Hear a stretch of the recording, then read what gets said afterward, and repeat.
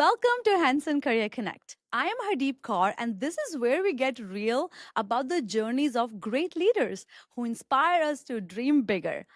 Today's guest is an absolute legend in education, Dr. Stephen Murgatroyd.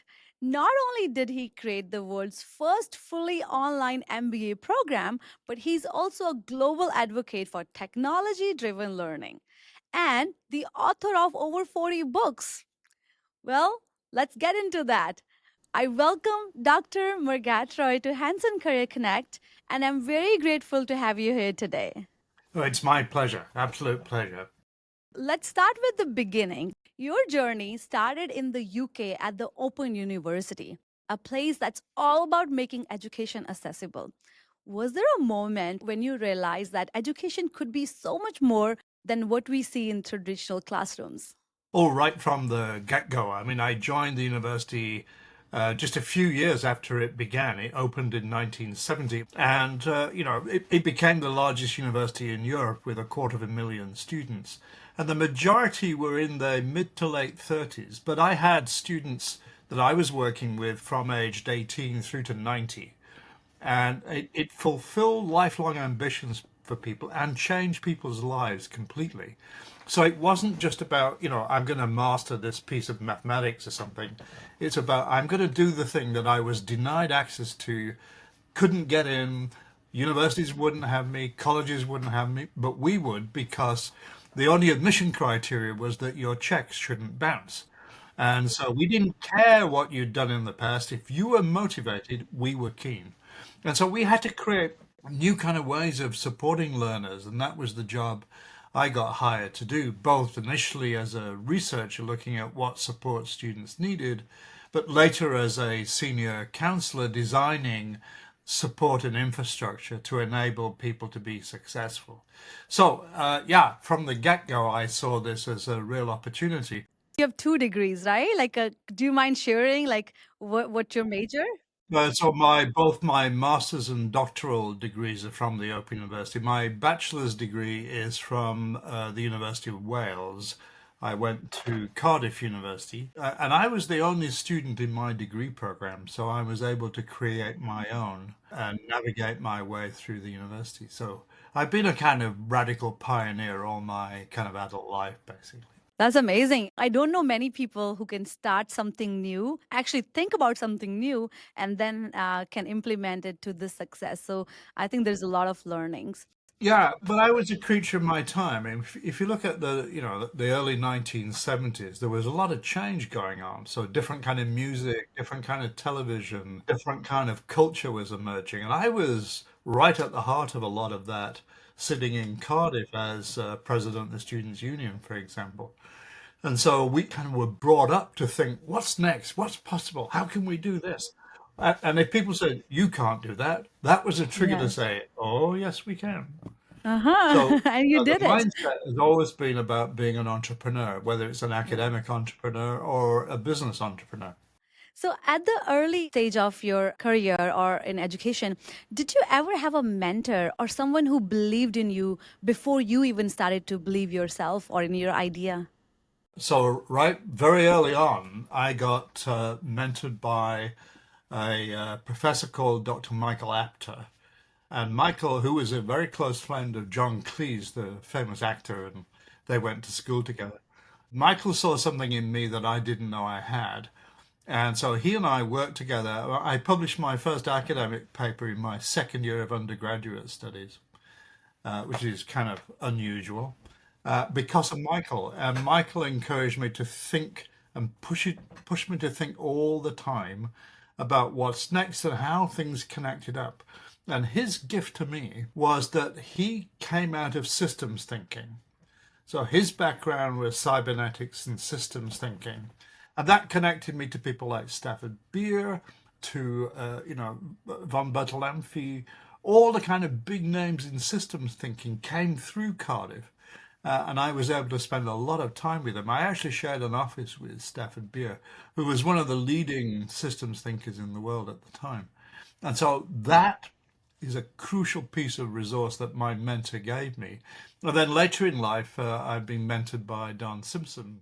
And then at various points in my life, I've looked for coaching, which is different, coaching about how do I do this specific skill. So, coaching is about developing a competence, mentoring is about developing a mindset. And so I've had those gifts throughout my career. And I noticed that, and it happened to me as well myself, that a lot of times I'm very hesitant to approach to somebody, even to ask a simple question and say, "Oh, what will that person think about me? That I don't even know this, right?"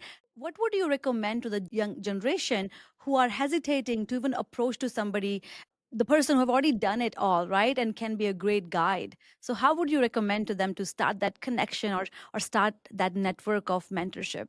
One of the rules in my life is, always pick up a phone and ask, because the worst that can happen is they say no and put the phone down, unless it's Barry Manilow, in which case you might get a song. I think the trick is just to say, excuse me, could you tell me what you're thinking about this is? Because I don't really understand, or I'd like to know, or I'm questioning. And so from the age of about 12, I was interviewing famous authors, actors, politicians. So I've been doing this since I was a teenager, of just going up to people and saying, I need to know something, tell me. It is courageous. I mean, it is from here. It's a kind of, I remember going up to who was then the Prime Minister of Britain and saying, look, Harold, I'm not happy with some of the things you're doing. There's a couple of things you should think about. And he was very grateful. And I ended up writing speeches for him. So, so if you don't ask, you'll never find out. If you don't ask, you'll kick yourself for the rest of your life for not asking the question.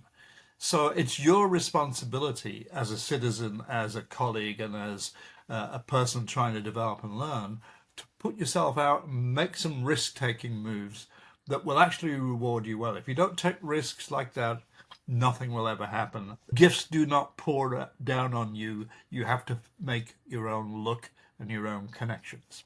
It's a lot of responsibility as well. If you go to somebody, you get that advice and you make sure you use it wisely as well, right? And I think a lot of us forget about that because, it's a time of artificial intelligence and all tech and YouTube and Google. You just search and you get so many opinions and you forget about that. So I think the personal networking and the mentorship is so important even today. And I think you have given a great example that how simply asking for somebody's help can take you on a far journey and to make a big difference. Your journey is like so incredible that you are an inspiration for a youth generation today, like overall journey. But if you need to give one advice to the youth today who aspire to invent and challenge the status quo, what would that be? I don't give one. I think I'm going to give a couple. One is that you're never alone. There's always somebody you need to help you on the journey. Don't try and be like a pioneer in the Arctic on your own with a dog. Find colleagues that can support you, whether they're just friends who can give you support, moral support. You need to do things with other people. The second thing is don't be afraid to fail. We learn a lot from being successful, but we learn much, much more from failing and learning from that failure. And so, I look at things I've tried to do. It's been quite a journey, but not everything has worked well. And I've learned a lot from thinking about things I tried that didn't work, things that did work but could have been better. So constantly reflect on where you are in your journey, what else you need to do to build your own inner strength and your connections to other people, and what you can do to make the lives of those that you're working with or that you live with better. It's not just about you, it's about us. There's an African phrase called Ubuntu, which means I am because we are, right? And I think that's a guiding kind of principle of my life. I mean, I've tried to give back, I've tried to partner with others, I've mentored other people throughout my life. And so I think this notion of Ubuntu, where I am because we are, is a powerful guiding principle for what you should do when sitting there thinking, what's next for me? Ubuntu, very powerful. Well, thank you for the bonus. We asked for one advice, but we got as many. Thank you so much. Okay, so we have to talk about an online MBA. So Right. when I read that information that you are the first one to invent online MBA. So, talking about back in the days that when you invented online MBA program, there must be a lot of pushback that people saying that you can't learn business through a screen, which I get a lot of time these days. But how did you deal with the skeptics at that time? So this was also very early in the history of the internet. So we were marketing in 1993 Yeah. and registering and starting teaching in 1994. And at the time, the internet speed was like, less than a megabyte. And so it was really slow. My own team was really keen and really committed and dedicated. Everybody else thought no, including some members of the governing body. And it was more complicated because I'd refused to operate inside the institution. I decided that we should run it as a business on the grounds that if you can't run an MBA program as a business, you shouldn't teach this stuff. We did have a lot of pushback from our own colleagues, and then even more from the business school business in Canada. I attended a meeting of the business school deans. I was one of them. And at the time there were 42, and just two of them were very supportive. And so we had the pushback, and we had it from colleagues, we had it from some companies, we had it from potential students who just didn't see how this would work. And it was all brand new. I mean, the internet didn't really take off till 2000, right? But we found 64 students, and remember, it's an executive MBA. So these are all mature students in their mid to late 30s, early 40s. We're trying to do this in addition to their full-time job. Mm-hmm. And this first group of students were critical to us, and they loved everything we did. And we ran it as a customer service business. And Yeah. we ran it with fantastic levels of dedication and support for each of those students. We gave such outstanding service, and the recommendations they were giving to their companies, to their friends. Within 2 years, we had taken 35% of the executive MBA business in Canada. And at that point, everybody shut up. Like when Amazing. you own the market, people Yeah. shut up. Yes. And at the same time, the technology radically improved all the time. And so some of the people that criticized us wanted, in 2 years later, to partner with us. Simon Fraser University, Guelph, both partnered with us in different ways to develop their online MBA programs as well. And so we became a consulting company as well as a delivery company. So we just started something really big. We just happened to get it right at the right time. And thankfully, in recognition of my work, I was awarded an honorary degree by Athabasca University in the year 2000. So, it took a while, but we got there. Nothing comes easy, and that's a great example of that as well. But I have a question. How did this idea come to you that this is something is needed and will be successful in future? Well, so when I was at the Open University in the UK, I was in a kind of entrepreneur innovation group inside the university that kept pushing boundaries, that was playing with very early versions of the internet in the late 1980s. And then I moved to Canada to Athabasca University as Dean of the Business School and brought with me some of this thinking about, look, technology is going to be part of what we do. So why don't we lead as opposed to wait and see what other people do? And I actually proposed this 3 years before anybody allowed me to do it. One of my conditions was no government money. We should be running this as a business. So I borrowed 1.5 million at 4% from the university's reserves so as to run this as a corporation. We were wholly owned by the university. There was no kind of spin-off here. But I brought with me from the UK this kind of sense of boundary breaking technology all the time for learning and looking at how boundaries shift. And now we're shifting the boundaries again with AI, and we're shifting them away from traditional models of teaching, which are very poor and don't work very well. And so I've always been looking for what's the next thing that we need to understand. But I think this mindset of saying we still could do better if we leverage the resources available in technology and the community to do things differently. So it's just a mindset I've had since I started work. So you already won in your mind before you actually won. So that's a great example. Thank you so much. So, is there anything like funniest or strangest question that people asked you about online learning back in the days? We got some bizarre questions. Like one potential student asked, how are you going to arrange the basketball team? We're By not. online learning?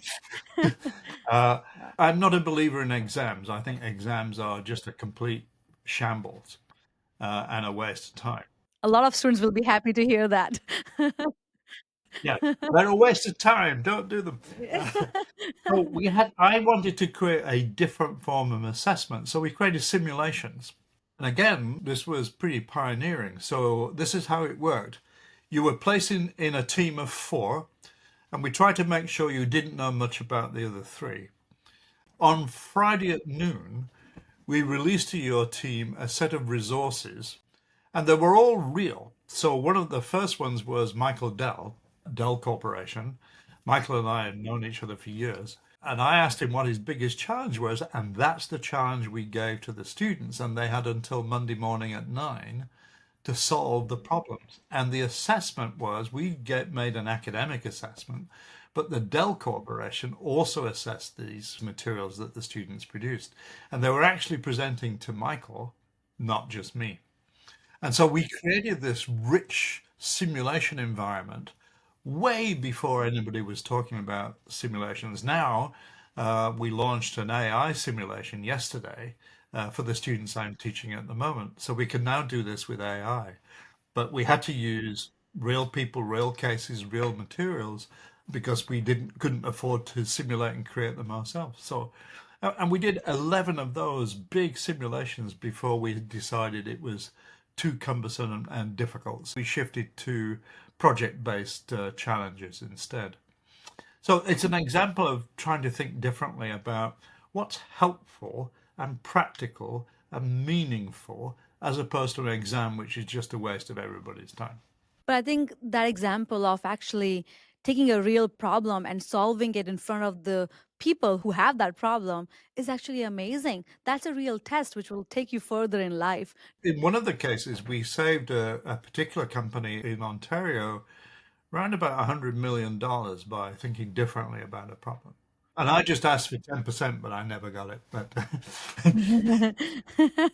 You talked about AI and talking about back in the days, you helped design one of the first AI driven learning interventions back in the 17s. What was that like? AI is a very old thing. I mean, it began in the 1950s, actually at the University of Toronto, and came out of a lot of people looking at intelligent systems. And I, with Michael Apter, who I mentioned before, started to look at some of the early intelligent teaching machines. And so my first paper was on how can we use these to help students learn something like statistics, which most students hate having to learn. And so I was saying, how can we combine kind of rigorous learning supports with fun? And so we were looking at program learning and intelligent learning systems to help that happen in the 1970s. But now, I mean, now with what we can do with AI, I mean, we can do all sorts of wonderful things. And we've seen nothing yet. I mean, it's very, very early days in terms of where things have gone. But in just 2 years, we've gone from, Chat GPT being able to answer high school questions to it being now better than most doctoral graduates. And we've seen more variety in terms of the kind of ways we interact with AI. So 2 years ago, we were all typing in, and now we can just chat in the car, which I do quite a bit. But I think, right at the beginning, we were asking, how can we make this whole learning thing much more engaging, but also much more effective than most instruction that many humans give? And we weren't looking at it as a replacement, we were looking at it as a support and a contribution to the learning journey that students engage in. So that's been the kind of mindset from the get-go. Okay. So you mentioned about ChatGPT. Let's play a quick game, okay? I'll say a word and that Tell me the first thing which comes to your mind after hearing this. So let me know if you're ready. I'm ready. Okay. So artificial intelligence. Smart. Okay. Data. Too much. It is too much. All right. Deep seek. So interesting, Uh, DeepSeek. Very clever. Not so much in terms of what DeepSeek can do, but how DeepSeek was created. Very clever. Typical Chinese way of thinking. but if you had to choose one AI model to revolutionize education, which would it be and why? Well, none of these models will revolutionize education. They are tools for those of us who teach or engage in research could use to help advance the learning agenda and the learning journey of people. Because I think this kind of talk of transformation and revolution is just nonsense. You know, we've been trying to revolutionize K to 12 schools for about 150 years, and we're not doing too well at that. And universities are even more difficult to change, and colleges more flexible, but still, you can go to a college now, it resembles exactly what it was like in the 1970s. So I don't buy this transformation stuff. I just think it's nonsense. What will happen is that individual profs like me will do all sorts of really interesting stuff, and the students will love it, but it won't catch on. And so what we're going to have is pockets of innovation everywhere. But, you know, you're a very elegantly dressed young lady. A load of Thank pockets you. don't make for a good suit. Nobody's ever sold a fantastic. Chanel doesn't make suits with just pockets, right? So No. pockets of innovation is what we're going to see. And about 15, 20 years from now, one or two things will change significantly. And one or two places will change significantly. Right now, the most creative university programs in the world are in Mexico at the Technological University of Monterrey. They have blown up lectures. They said, no more lectures. We're going to do project based learning in the community. And we're going to use these kind of AI tools to support boot camps and instant learning.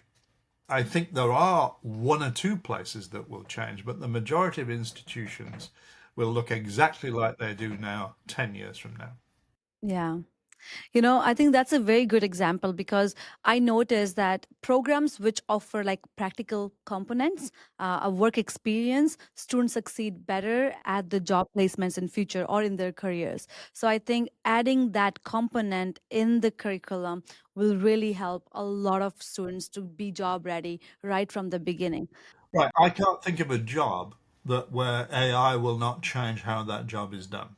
Whether it's plumbing, whether it's welding, whether it's being a nurse, a PSW, whatever the job is, AI will be part of what we do. And we need, as educators, to ensure that those people learning about those skill sets are fully aware of the capabilities and limitations of AI. Even if that it will change and get better over time, we need to train our students to have that mindset saying, what can I get this thing to do and what should I be cautious and wary about in terms of how this works? So it's more like they will be part of us to get things done, but they will never be able to replace humans completely. Well, for 90% of jobs, yeah, that's right. But if you went to a car manufacturing plant in Ontario, you would see robots everywhere, and the people there are there to maintain the robots and fix the cars that the robots got wrong. But the majority of work will be a partnership between us and intelligent systems. I call it dancing with robots. We're all going to have to learn to dance with robots. But the sad thing is that, you know, I was just looking at some survey data. 75% of professors in colleges and universities in North America said they don't know enough about AI, and over 40% have never used it. And yet we know basically 100% of students are using it Yeah, all yes. the time. So come on, guys, come on, colleagues, wake up. Reflecting on your career wasn't always smooth sailing, as you said, right? The initial years and everything. Can you share a moment when you almost like gave up? And if that happened, what kept you moving or what kept you going? Well, I actually did give up. I mean, I was a vice president of an institution and went to work one morning and thought, I'm not making a difference here. People aren't letting me do what I need to do. They're not letting me play. I might as well quit. So I did. I quit. Impulse decision. I didn't know I was going to do that when I got in the car that morning. I got to work, came back about an hour and a half later. My wife said, "What are you doing home so early?" I said, "Oh, I've quit. What are we going to do now?" So I had to reinvent myself as a management consultant, which I'd been kind of all my career. But this was now my full time job. And we weren't poor, but I couldn't sustain myself for the rest of my life. So I had to start earning money. And I've been gifted by networks of people that sort of say, "Oh, if you're available, can you help us with this?" And so all of a sudden, I was now earning more money than I was as a vice president of an institution. But I didn't have to say yes to everything, which you do as a Yeah. vice president. I could say, "Nah, I'm going to take a couple of weeks off and go to Mexico and have a break." So I reinvented myself and I founded five corporations. So I suddenly became a significant entrepreneur with a publishing house, a technology company, consulting company, and a couple of not for profit organizations. So I got busy by reinventing who I am and what I do. But basically it's all the same work. I've been doing the same kind of mindset work all my life, but I now get paid by other people for it. That's all. We talked about it a little bit earlier about networking and connecting with other people. And you credit a lot of your success to the chance encounters that you had with many successful leaders in the community and also a strong network. What advice would you give to young professionals about making meaningful connections that it's not just hello, hi, and bye, but more meaningful that when you meet with somebody, it adds and it makes a difference? So, what would be your advice on that? I think you create your own luck. By building networks, you create your own connections and your own luck. And so, one of the truths of my life is I've never got a job I applied for. All the jobs I've ever had, people have come to me and saying, "Are you available to?" Yes. The first rule is build a network and sustain it, invest in it, put yourself into it, which means don't just pick up a business card and put it in a box. Follow through. Drop them a note. Say, "Look, oh, I'm in, Sudbury. Remember, I met you 2 years ago. I wonder if you'd like a drink or a coffee." So invest in these relationships. And then the other thing is get rigorous around connecting with people. So if you've just got a kind of significant new role or an opportunity, use things like LinkedIn or Blue Sky or Facebook or all three to keep your network involved. So I maintain a kind of LinkedIn presence. I run a Substack. I do a number of things just to maintain my connection to the network.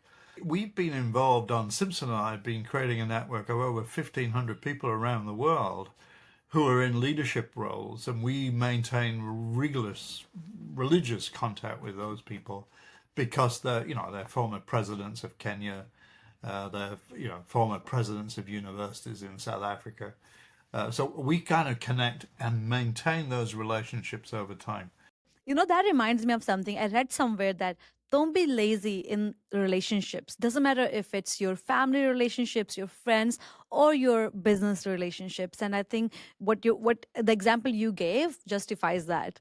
And at a local level, join your chamber of commerce, join the kind of network organizations that exist, because you never know when you're going to need some members of that community to help you with something. And so, my friends in Queensland are in Australia are experiencing massive floods right now. But one of the spirits of Queensland is people support each other and connect. And so a lot of my colleagues in Queensland are part of these kind of networks and they've mobilized them to help.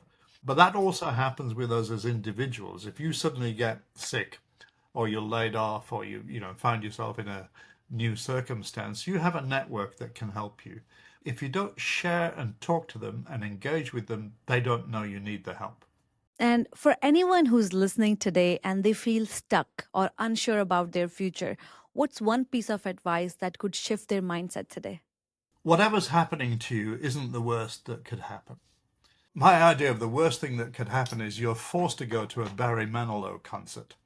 That's the worst that could ever happen to you. Or you're forced to spend an evening with Donald Trump. I mean, these are just awful kind of things.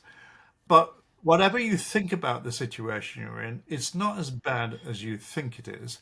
And there's somebody in your network that can help you. Ask, share, talk. Don't keep it in, let it out. So that would be the one big thing. And the second thing is all problems are treasures from which we can improve. Every crisis is an opportunity. So what's the opportunity sitting in that situation you're in right now? What could you see as if I could come out the other side of this, then what's that? Because that's how I think about that. And as a psychologist, that's how I worked with clients. That you think this situation is bad? No, I've seen much worse. Come on, we can sort this out. We really hope to see more from you and more work from you. And on a side note, you wrote 40 books and you're still writing. If anybody is interested to see your books or to read your books, where can they find them? So quite a few are on Amazon, but the place I would look is lulu.ca. A lot of them are available on Amazon, and the big one that was published in October from Routledge, which is a Futures Thinking for School Leaders, is also on Amazon. But the other place that my company publishes on is lulu.ca. So have a look there. My fiction writing, I've written 3 novels, are all on there as well. But there's a lot of kind of serious academic writing there too. I think education is superhero. That's what I believe. But asking you, if education was a superhero in real, what would its superpower be? I said that I don't think universities and colleges transform, but what they do is transform people's lives. And so somebody in school, when I was a student in school, which is, a long time ago in the 1960s, saw something in me that I didn't know I had and nurtured that and brought it out and pushed me and challenged me and wasn't willing to accept mediocre or average work from me. No, no, do that again. But did it in a spirit of compassion and care. And so I think what we do is transform people's lives. We don't just give them a certificate or a diploma or a degree. That's the symbolic thing. What we really do is change this thing and change this thing, change the heart and the mind. And that's our job. And interestingly, changing hearts and minds is not something AI is capable of yet. Great. On a closing note, if you could go back in time and talk to young Stephen, what would you tell him? Don't panic.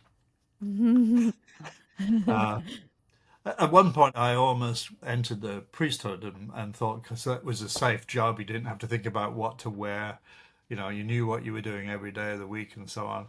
And then somebody talked me out of that quite clearly. And then the big breakthrough in my early life was meeting my good lady. We'd been married 54 years and we met when I was 14. So that kind of connection to a person that matters to me and that kind of understanding that I have to make my own way. I can't rely on somebody creating a job for me and, a job for life. I have to find my own pathway. I think I'd go back and say, don't panic. It'll be fine. It'll be fine. It'd be a muddle. It's never kind of a straight line. It'd be a bit of a muddle, Yeah. but you'll get there. So don't panic. Okay. Make it happen. You will get there. That's the Yep. tag. Yep. Okay. That's the tagline. Anything else, Dr. Murgatroyd, if you want to share with our audience before we sign this off? I think life's too short to take too seriously. So I think the other thing that matters to me is that you're supposed to have fun in this life. So life is both, it's both serious and fun. And the music track that you have matters. So one of the big things in my life on a daily basis is music, particularly classical music and chamber music. But it doesn't matter what the musical genre is. You need to have fun. You need to find ways of satisfying the emotional side of your life, even while working. So make it fun. Don't panic. Listen to music. Awesome. I'm going to take all three and implement from today onwards. Good. Good, good. Well, thank you so much. And I hope this episode with Dr. Murgatroyd will change many people's life and will change the way a lot of people believe and think about themselves. Thank you so much. My pleasure. Have fun. Okay. Thank you. Thank you. Have a great evening. Bye bye. Yeah. Bye.